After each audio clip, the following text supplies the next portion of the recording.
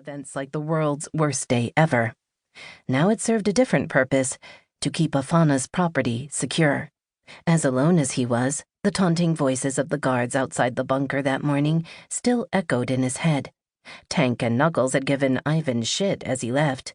They told him they knew he wouldn't run away because he'd be too damned hungry before he got to the edge of the forest. Ivan had responded with brash bravado, claiming he would bring back enough meat to fill their bellies for a week.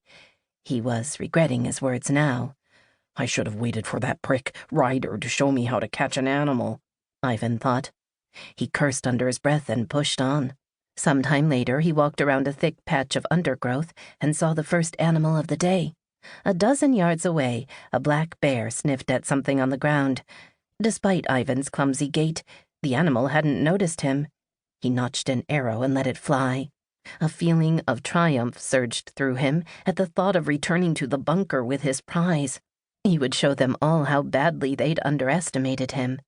The arrow clattered harmlessly against a tree, 10 feet to the left of the creature. Fuck. Ivan watched as the animal ran off, and he realized it hadn't been a black bear at all. It was a brown deer. The two looked nothing alike. How could he have gotten the two of them confused? He rubbed his eyes to clear his vision. They felt hot and prickly. Ivan continued deeper into the forest, refusing to go back to the bunker empty-handed.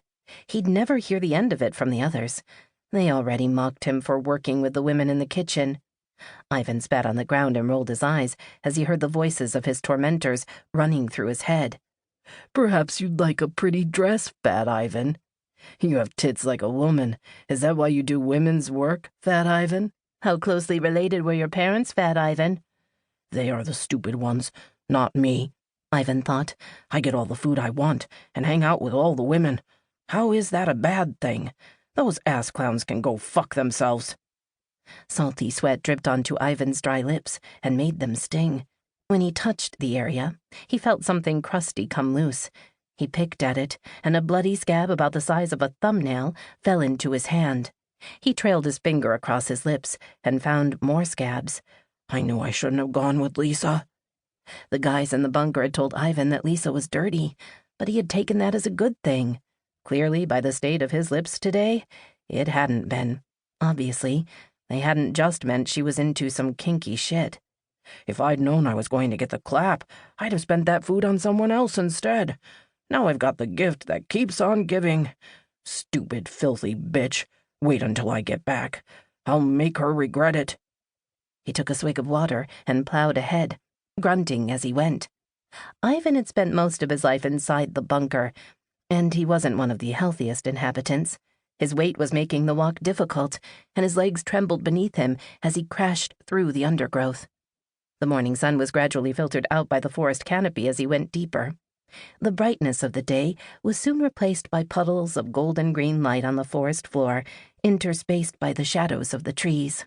Out of breath and worn out from the unaccustomed exercise, Ivan slumped down with his back against a tree. With any luck, his next target would come to him. It was a long shot, but if he stayed still, then maybe he wouldn't scare the animals away. Ivan didn't remember dozing off, but a subtle rustle in the undergrowth nearby teased him from his dream. His plan had worked. A deer nibbled on green stalks sprouting from between the dead leaves. The animal had its back to him, unaware of the predator awakening behind it. He nocked an arrow and moved as slowly as he could, drawing the bowstring back as he stood. But before he could release the arrow, the bowstring snapped under the tension, narrowly missing his eye with the snapback. What the hell? He rubbed his cheek gingerly, feeling a welt forming where the bowstring had connected. His movements alerted the deer to his presence. Ivan cursed his failure as it bounded off into the trees. Ivan exhaled heavily and leaned against the tree. He looked down, berating himself for screwing things up. That was when he noticed the angry red sores covering the backs of his hands. They looked like insect bites. He poked at one to see if it was painful, but he felt nothing. Then he scratched it, but he had no sensation at all, even though the sore had opened and had begun to weep. What the fuck was this? He turned his hand over, and there were more bumps on his palms. Ivan thrust away from the tree and stumbled over to a patch of sunlight to get a better look. The rich glow illuminated the blood.